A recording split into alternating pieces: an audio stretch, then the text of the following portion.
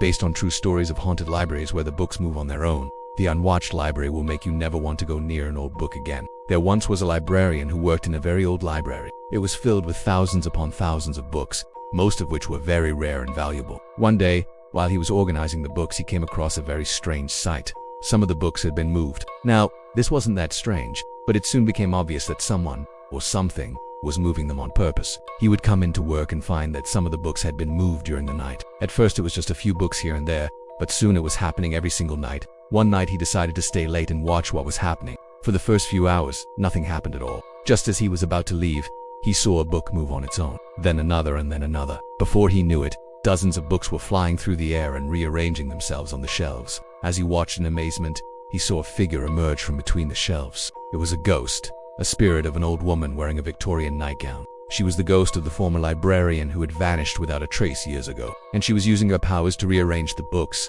putting the ones that were out of place back where they belonged. Every night she would do this until one night she stopped. The books still moved around, but she never reappeared. You see, she had unfinished business. There was one book she couldn't find, a very old and valuable book that had been donated to the library years ago. It was a grimoire, a book of spells and rituals, and it was causing all sorts of chaos in the library. You see, whenever the ghosts tried to put a book back on the shelf, the pages would fly out and attack anyone who came near them. They would scratch and bite, and some even glowed red hot. The ghost couldn't get near it because the pages were too dangerous, but she needed that book. It contained powerful magic that could help her finally move on. So the current librarian decided to help her. He gathered all the books that were out of place and left the dangerous one on the shelf. The ghost was able to grab the book and disappear, finally free to move on. The next morning he found that all the books had been put back in their places. The ghost was finally gone, but when he went to put the grimoire back on the shelf, its pages flew out and attacked him. I don't know about you, but that's one scary story.